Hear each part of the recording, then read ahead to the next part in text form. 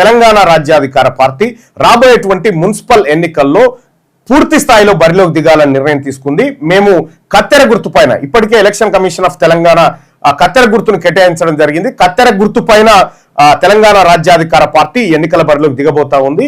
మేము కూడా ఈ కాడ నుంచి మీరు పోయి గాంధీ భవన్ మెట్ల కానో లేకపోతే టిఆర్ఎస్ భవన్ మెట్ల కానో లేకపోతే బీజేపీ మెట్ల కానో కూర్చొని బిచ్చగాల లెక్క బీఫామ్లు అడుక్కునేటువంటి పరిస్థితి లేదు.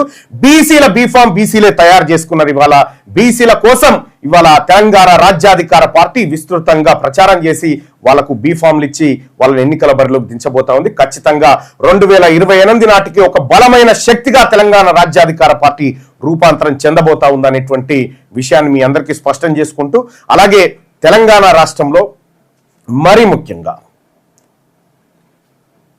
జరిగినటువంటి సర్పంచ్ ఎన్నికలలో మీ అందరికీ తెలుసు, నామినేషన్ వేయడానికి కూడా ఆ వర్గాల వారు రెడ్లు వెలమలు భయపడ్డారు.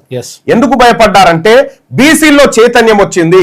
వాళ్ళ చైతన్యం తర్వాత మనం ఎన్నికల్లో పోతే కనీసం పరుగు పోతుంది అనేటువంటి ఉద్దేశంతో వాళ్ళు నామినేషన్ వేయకుండా ఉండడం జరిగింది. చాలా చోట్ల జనరల్ స్థానాల్లో రెడ్లను వెలమల్ని చిత్తుగా ఓడించారు బీసీలు.